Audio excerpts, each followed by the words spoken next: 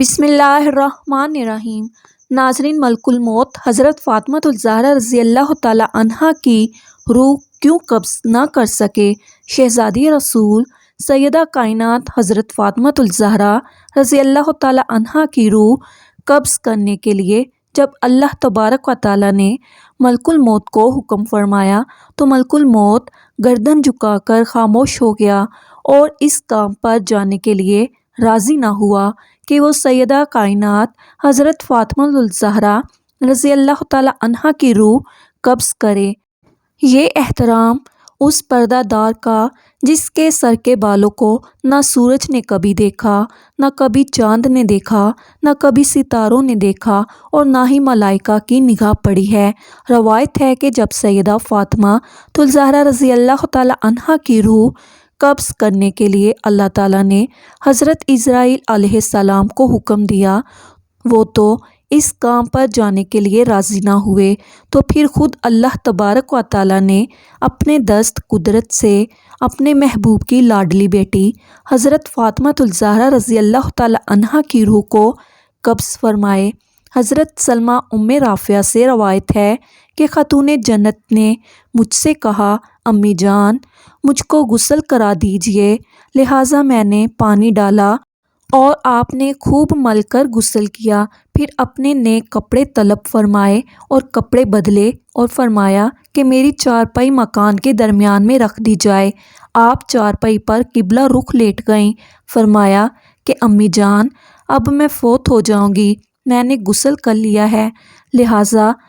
کوئی اب میرا جسم نہ کھولے۔ لہٰذا آپ کو حضرت علی کرم اللہ وجہ الکریم نے بغیر غسل دیے ہوئے دفن کر دیا۔ حضرت عبداللہ بن محمد بن عقیل کی روایت میں ہے کہ وفات سے قبل خاتون جنت حضرت فاطمہ الزہرا رضی اللہ تعالی عنہا نے حضرت علی کرم اللہ وجہ الکریم کو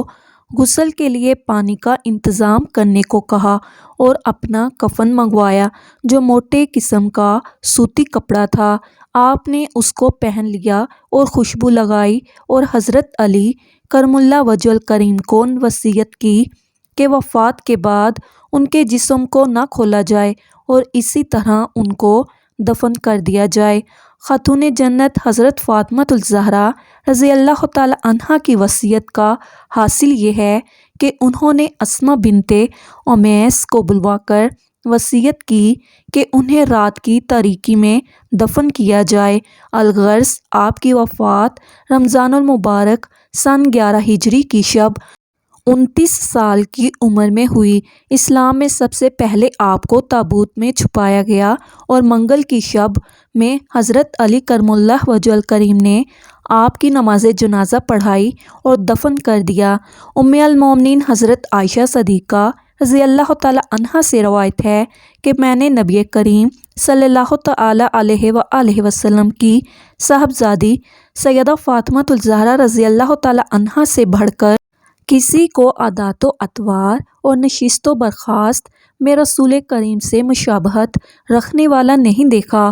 حضرت ابن عمر رضی اللہ تعالی عنہ سے روایت ہے کہ آقائے مولا حضرت محمد مصطفیٰ صلی اللہ تعالی علیہ وآلہ وسلم جب سفر کا ارادہ فرماتے تو سب سے آخر میں حضرت فاطمہ الزہرا رضی اللہ تعالی عنہا سے مل کر سفر پر روانہ ہوتے اور جب سفر سے تشریف لاتے تو بھی سب سے پہلے سیدہ کائنات حضرت فاطمہ الزہرا رضی اللہ تعالی عنہا کے پاس آتے۔ آپ حضرت فاطمہ الزہرا رضی اللہ تعالی عنہا سے فرماتے، میرے ماں باپ تجھ پر قربان ہوں۔ حضرت مسعود بن مخرمہ سے روایت ہے کہ رسول اللہ صلی اللہ علیہ وآلہ وسلم نے فرمایا، سیدہ فاطمہ الزہرا رضی اللہ تعالی عنہا میرے جسم کا ٹکڑا ہے،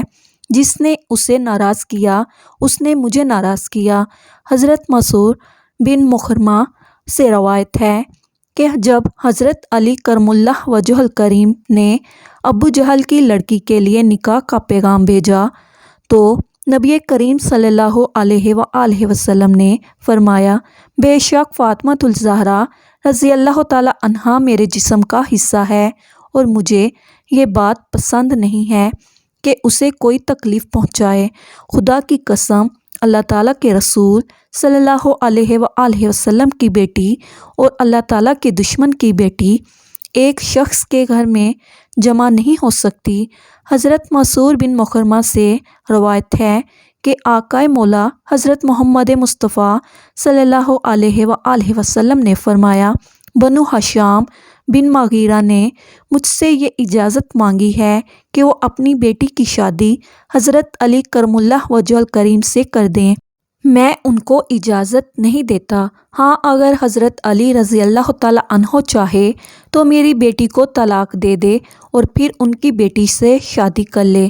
کیونکہ میری بیٹی میرے جسم کا حصہ ہے۔ جو چیز اسے پریشان کرتی ہے وہ مجھے پریشان کرتی ہے، اور جو چیز اسے تکلیف دیتی ہے وہ مجھے تکلیف دیتی ہے۔ حضرت عبداللہ بن زبیر رضی اللہ تعالیٰ عنہ سے روایت ہے کہ رسول کریم صلی اللہ علیہ وآلہ وسلم نے فرمایا، حضرت فاطمہ میرے جگر کا ٹکڑا ہے، اسے تکلیف دینے والا مجھے تکلیف دیتا ہے، اور اسے مشقت میں ڈالنے والا مجھے مشقت میں ڈالتا ہے۔ امیر المومنین حضرت علی کرم اللہ وجہ الکریم سے روایت ہے کہ آقائے مولا حضرت محمد مصطفیٰ صلی اللہ تعالیٰ علیہ وآلہ وسلم نے سیدہ فاطمہ الزہرا رضی اللہ تعالیٰ عنہا سے،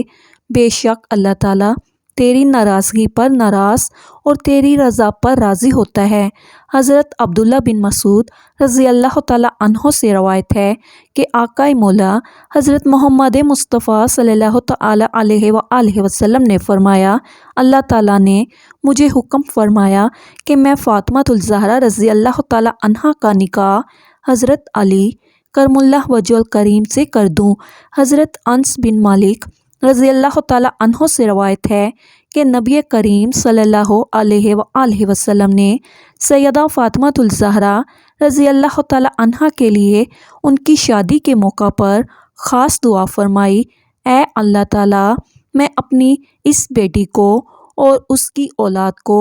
شیطان مردود سے تیری پناہ میں دیتا ہوں۔ حضرت بریدہ سے روایت ہے کہ سیدہ فاطمہ الزہرا رضی اللہ تعالیٰ عنہا اور حضرت علی کرم اللہ وجہ الکریم کی شادی کی رات حضور اکرم صلی اللہ علیہ وآلہ وسلم نے ان پر پانی چھڑکا اور فرمایا، اے اللہ تعالیٰ ان دونوں کے حق میں برکت دے اور ان دونوں پر برکت نازل فرما اور ان دونوں کے لیے ان کی اولاد میں برکت عطا فرما۔ حضرت عمر بن خطاب رضی اللہ تعالیٰ عنہ سے روایت ہے کہ رسول کریم صلی اللہ علیہ وآلہ وسلم نے فرمایا، قیامت کے دن میرے حسب و نسب کے سوا ہر سلسلہ نسب منقطع ہو جائے گا، ہر بیٹے کی نسبت باپ کی طرف ہوتی ہے سوائے اولاد فاطمہ الزہرا رضی اللہ تعالیٰ عنہا کے کہ ان کا باپ بھی میں ہی ہوں اور ان کا نسب بھی میں ہی ہوں۔ اللہ تعالیٰ نے ساری کائنات میں سب سے زیادہ خوبصورت حضور پاک صلی اللہ تعالیٰ علیہ وآلہ وسلم کو بنایا تھا، جیسا کہ ام المومنین حضرت عائشہ صدیقہ رضی اللہ تعالیٰ عنہا کا فرمان ہے کہ مصر کی عورتوں نے حضرت یوسف علیہ السلام کو دیکھ کر اپنے ہاتھ کاٹ لیے تھے۔ اگر وہ میرے پیارے حبیب حضور صلی اللہ تعالیٰ علیہ وآلہ وسلم کو دیکھ لیتی تو شاید اپنے سینوں پر چھریاں ہی مار لیتی۔ حضور صلی اللہ علیہ وآلہ وسلم کی ساری خوبصورتی اتر کر حضرت فاطمہ الزہرا رضی اللہ تعالیٰ عنہا کے اندر آ گئی تھی، اسی لیے جو بھی حضرت فاطمہ رضی اللہ تعالیٰ عنہا کو دیکھتا تو حیران رہ جاتا، کیونکہ حضرت فاطمہ رضی اللہ تعالیٰ عنہا کے پاکیزہ اخلاق اور ان کی خوبصورتی کے چرچے ہر زبان پر رہتے۔ حضرت فاطمہ رضی اللہ تعالیٰ عنہا کی پیدائش حضور صلی اللہ علیہ وآلہ وسلم کے نبوت کے اعلان کے 5 سال بعد ہوئی۔ اس وقت مکہ کے کافر حضور صلی اللہ علیہ وآلہ وسلم کو دن رات پریشان کرتے تھے، اور آپ صلی اللہ علیہ وآلہ وسلم کے گھر کے سامنے کوڑا ڈال دیتے۔ آپ صلی اللہ علیہ وآلہ وسلم باہر نکلتے تو وہ ظالم سر پر مٹی پھینک دیتے اور کبھی آپ کو پیچھے سے دھکا دے کر گرا دیتے۔ حضرت فاطمہ رضی اللہ تعالی عنہا دھیرے دھیرے بڑی ہو رہی تھیں اور اپنے والد حضور صلی اللہ علیہ وآلہ وسلم پر پڑنے والی ان سب ہی مصیبتوں کو اپنی آنکھوں سے دیکھ رہی تھیں۔ ابھی حضرت فاطمہ رضی اللہ تعالی عنہا کی عمر صرف 5 سال ہی تھی کہ ایک دن اچانک ان کی امی حضرت خدیجہ رضی اللہ تعالی عنہا کا انتقال ہو گیا۔ دنیا میں ایک ایسی شادی بھی گزری ہے کہ جس کے لیے حوروں اور فرشتوں نے خوب تیاریاں کیں، ایسی شادی کہ جس کے لیے ہر صحابی دلہا بننے کا خواہش مند تھا، لیکن اس شادی کا دلہا خود اللہ پاک کی ذات نے چنا۔ ناظرین، آپ نے بہت سی شادیاں دیکھی ہوں گی، لیکن آپ اس تقریب کا تصور بھی نہیں کر سکتے کہ جس میں حضور اکرم سرور کائنات حضرت محمد مصطفیٰ صلی اللہ علیہ وآلہ وسلم کی لخت جگر کی شادی کی گئی۔ اللہ تعالیٰ کی قسم، دنیا بھر میں کوئی بھی ایسی تقریب نہ ہوئی ہوگی۔ سیدہ فاطمہ الزہرا رضی اللہ تعالی عنہا باقرہ آبدہ جب بلوغت کو پہنچی تو آپ کا رشتہ لے کر بہت سے جلیل القدر صحابی حضور پاک صلی اللہ علیہ وآلہ وسلم کے پاس تشریف لائے، لیکن حضور صلی اللہ علیہ وآلہ وسلم نے سبھی کو یہی جواب دیا، مجھے اس معاملے میں اللہ پاک کے حکم کا انتظار ہے۔ کچھ ماہ بعد حضرت عبد الرحمن بن عوف اور دیگر کچھ صحابہ کرام رضوان اللہ تعالی علیہم اجمعین نے شیر خدا حضرت علی کرم اللہ وجہ الکریم کو مشورہ دیا کہ اے علی کرم اللہ وجہ الکریم، آپ بھی جائیں، سب کو انکار ہو چکا ہے، لیکن جو آپ کی نسبت نبی پاک کے ساتھ ہے وہ کسی اور کی نہیں تھی۔ حضرت علی رضی اللہ تعالی عنہ رسول اللہ صلی اللہ علیہ وآلہ وسلم کی خدمت میں گئے کہ اتنی دیر میں اللہ تعالیٰ کے محبوب صلی اللہ علیہ وآلہ وسلم نے فرمایا، اے علی بن ابی طالب، آج تمہارا آنا کیا فاطمہ الزہرا رضی اللہ تعالی عنہا کے رشتے کے لیے ہے؟ تو حضرت علی کرم اللہ وجہ الکریم نے نظریں جھکا کر فرمانے لگے، جی ہاں یا رسول اللہ صلی اللہ علیہ وآلہ وسلم۔ حضور صلی اللہ علیہ وآلہ وسلم نے فرمایا کہ مجھے جبرائیل امین علیہ السلام نے پہلے ہی خبر دے دی ہے۔ اب ہم نے ان کی درخواست قبول فرمائی اور ارشاد فرمایا، اے علی کرم اللہ وجہ الکریم، گھریلو ضروریات کی کوئی چیز تمہارے پاس ہے جسے تم وسیلہ بناؤ؟ امیر المومنین حضرت علی کرم اللہ وجہ الکریم نے فرمایا، میرے پاس ایک تلوار، ایک اونٹ اور ایک زرہ ہے۔ حضور صلی اللہ علیہ وآلہ وسلم نے فرمایا، تلوار کی تمہیں ضرورت ہے، ہر وقت جہاد کے لیے تیار رہتے ہو، اور اونٹ تمہاری سواری کے لیے ہے، وہ بھی ضروری ہے۔ میں تیری طرف سے زہرہ پر اکتفا کرتا ہوں، اور اے علی رضی اللہ تعالی عنہ، تجھے بشارت ہو کہ اللہ تعالیٰ نے تیرا اور فاطمہ رضی اللہ تعالی عنہا کا نکاح آسمان میں کر دیا ہے۔ مجھے اللہ تعالیٰ کی طرف سے یہ حکم ہوا ہے کہ میں بھی سب کے سامنے تمہارا اور فاطمہ کا نکاح پڑھا دوں۔ اس طرح رسول اللہ صلی اللہ علیہ وآلہ وسلم نے حضرت علی کا نکاح پڑھا دیا۔ جب سیدہ فاطمہ الزہرا رضی اللہ تعالی عنہا کی رخصتی کا وقت آیا تو تمام ازواج مطہرات حضور صلی اللہ علیہ وآلہ وسلم کے پاس آئیں اور حضرت آمیز باتیں کی۔ حضرت ام سلمہ رضی اللہ تعالی عنہا رسول اللہ صلی اللہ علیہ وآلہ وسلم سے کہتی ہیں، اے اللہ تعالیٰ کے رسول صلی اللہ علیہ وآلہ وسلم، آج اگر خدیجہ ہوتی تو اللہ تعالیٰ کی قسم ہمیں فاطمہ کے متعلق کوئی پریشانی نہ ہوتی اور ان سے آپ کی آنکھیں بھی روشن ہو جاتی۔ رسول اللہ صلی اللہ علیہ وآلہ وسلم کی آنکھوں میں بھی آنسو آ گئے اور آپ نے فرمایا، خدیجہ جیسا کوئی بھی نہیں ہے، اس نے اس وقت میری تصدیق کی جب سب نے تکذیب کی، اپنے سارے مال کو مجھ پر خرچ کر دیا، اللہ تعالیٰ کے دین کو قبول کیا، یہاں تک کہ میں نے اس کی زندگی میں ہی اسے جنت کی بشارت دی۔ پیغمبر نے ہجرت کے دوسرے سال پہلی ذوالحج کے دن حضرت فاطمہ الزہرا رضی اللہ تعالی عنہا کو حضرت علی کرم اللہ وجہ الکریم کے گھر بھیجا، اس لیے شادی اور نکاح کے درمیان تقریباً 10 مہینے کا فاصلہ تھا۔ شاید نکاح کا صیغہ جلدی پڑھنے کی وجہ یہ تھی کہ دوسرے رشتے مانگنے والے لوگوں کے لیے جواب واضح ہو جائے، اور شادی کی دیر کرنے کی وجہ یہ تھی کہ فاطمہ جسمانی رونما کے لحاظ سے بہتر ہو جائیں۔ خاتون جنت کا جہیز، آقائے نامدار، تاجدار رسول، ذی وقار، دونوں جہاں کے عالم کے مالک و مختار، حبیب کبریا صلی اللہ تعالی علیہ وآلہ وسلم نے شہزادی اسلام حضرت فاطمہ الزہرا رضی اللہ تعالی عنہا کو جہیز میں جو سامان دیا، اس کی فہرست یہ ہے: ایک چادر بان کی، ایک چارپائی چمڑے کا گدا جس میں روئی کی جگہ کھجور کی چھال بھری ہوئی تھی، ایک مشک، 2 چکیاں، 2 مٹی کے گھڑے، حضرت علی کرم اللہ وجہ الکریم، حضرت ام ایمن رضی اللہ تعالی عنہا کے ساتھ حضور صلی اللہ علیہ وآلہ وسلم کی خدمت میں حاضر ہوئے۔ حضرت علی کرم اللہ وجہ الکریم فرماتے ہیں کہ حضور صلی اللہ علیہ وآلہ وسلم نے مجھ سے پوچھا، کیا تم زوجہ کے ساتھ رہنا چاہتے ہو؟ میں نے عرض کی، جی یا رسول اللہ صلی اللہ علیہ وآلہ وسلم۔ آپ صلی اللہ تعالی علیہ وآلہ وسلم نے ارشاد فرمایا، بڑی محبت و عزت سے، انشاءاللہ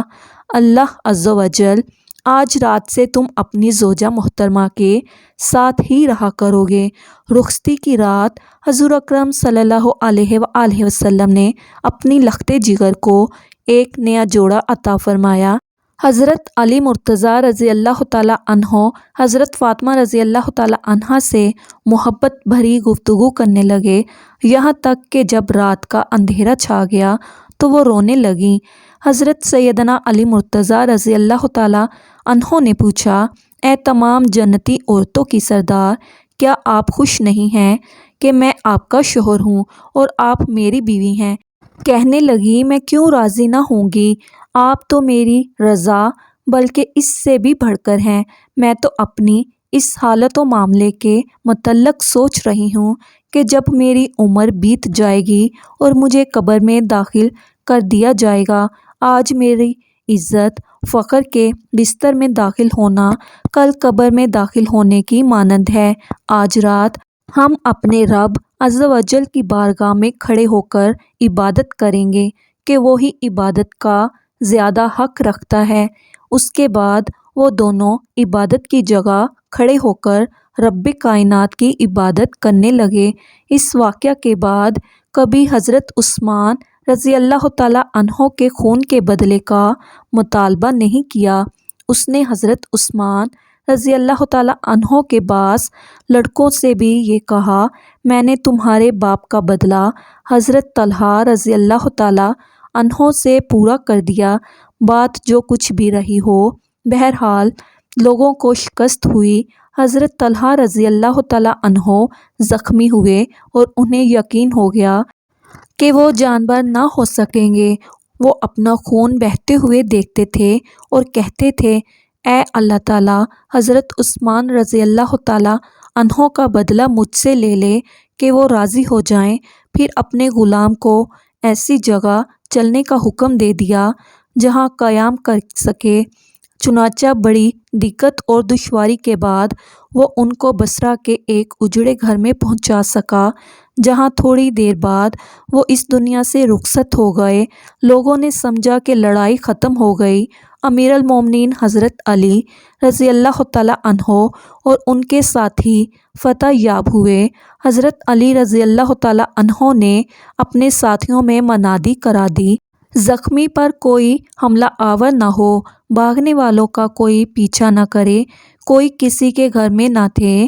کوئی مال و اسباب پر قبضہ نہ کرے، کوئی کسی عورت کو تکلیف نہ پہنچائے، اپنے بعض کاموں میں مصروف۔ حضرت علی رضی اللہ تعالی عنہ اس خیال میں تھے کہ لڑائی ختم ہو چکی ہے اور آپ غالب آ گئے ہیں۔ اتنے میں سخت شور و گل کی آواز آئی۔ دریافت کرنے پر معلوم ہوا کہ ام المومنین حضرت عائشہ صدیقہ رضی اللہ تعالی عنہا لوگوں کو آمادہ کر رہی ہیں اور قاتلین حضرت عثمان رضی اللہ تعالی عنہ پر لعنت بھیج رہے ہیں، اور لوگ بھی لعنت میں ان کی ہمنوائی کر رہے ہیں۔ حضرت علی رضی اللہ تعالیٰ عنہ نے کہا، حضرت عثمان رضی اللہ تعالیٰ عنہ کے قاتلوں پر لعنت بھیج رہے ہیں۔ بخدا یہ تو اپنے اوپر لعنت بھیج رہے ہیں، انہی لوگوں نے تو حضرت عثمان بن عفان رضی اللہ تعالیٰ عنہ کو قتل کیا ہے۔ اے خدا،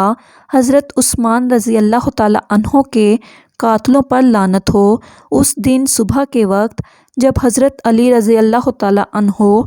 حضرت طلحہ رضی اللہ تعالیٰ عنہ سے مایوس ہو گئے اور یقین کر لیا کہ ان کو لڑائی پر اصرار ہے، اپنے ساتھیوں کو نہایت سختی کے ساتھ پہل کرنے سے روکا اور کہا کہ جب تک میرا حکم نہ ہو اقدام نہ کیا جائے۔ بصرہ کے نوجوانوں خصوصاً بے وقوفوں کا اس وقت یہ حال تھا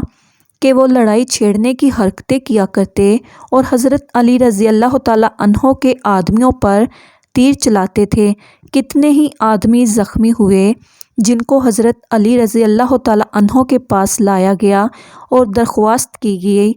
کہ اب وہ لڑائی کی اجازت دینے میں دیر نہ کریں، پھر بھی آپ نے عجلت سے کام نہیں لیا اور اجازت نہیں دی۔ لیکن جب واقعات زیادہ ہونے لگے تو آپ نے کوفہ کے ایک نوجوان کے ہاتھ میں قرآن دیا اور کہا کہ وہ اسے لے کر فریقین کے درمیان کھڑا ہو جائے اور اس کی طرف قوم کو بلائے۔ حضرت علی رضی اللہ تعالیٰ عنہ نے اس کو بتا دیا تھا کہ اس فرض کو پورا کرنے میں اس کی جان کا خطرہ ہے۔ تھوڑی دیر سوچنے کے بعد نوجوان نے قرآن ہاتھ میں لے لیا اور فریقین کے درمیان کھڑے ہو کر اس کی دعوت دینے لگا۔ اس کے بعد لوگوں نے اس پر اتنے تیر برسائے کہ وہ جانبر نہ ہو سکا۔ اللہ تعالیٰ ہمیں نیکوکاروں میں شامل فرمائے اور ہمارا خاتمہ ایمان پر فرمائے۔ محترم ناظرین، کمنٹ باکس میں اپنی اچھی رائے کا اظہار ضرور کیجیے گا۔ شکریہ۔ اللہ حافظ۔